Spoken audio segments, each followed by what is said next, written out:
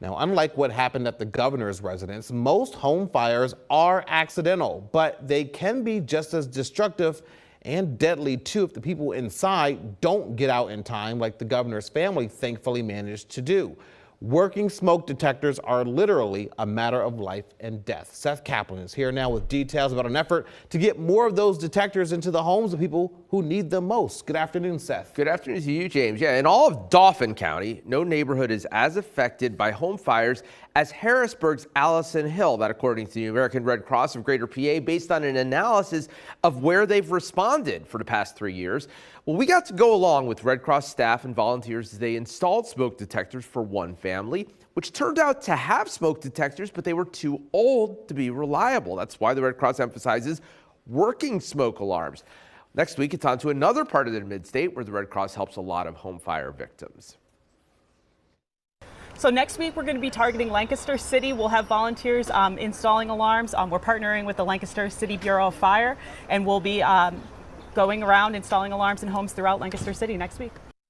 And it's something important they want you to know. They are focusing on Allison Hill this week and Lancaster City next week, but anyone is eligible for the same kind of help. James, it's not just smoke detectors either. They will come out and sort of just do a whole inventory of your home, different vulnerabilities that you have, help you come up with a plan, how to get out. 2 minutes you have from when a fire starts to get out safely, so not a lot of time. And we have a link at abc27.com on our homepage right now posted if you want to sign up for one of those free visits. From absolutely. And I know you were out there with them as they did this. What's the response been like from the community to this program? Very positive, and we'll have coming up with at 5 tonight, that word from that family that we spoke. Words in Spanish, by the way, that's part of it too. Allison Hill, diverse communities. They bring people who can speak both languages. And don't worry, we'll translate it into English for our friends at home.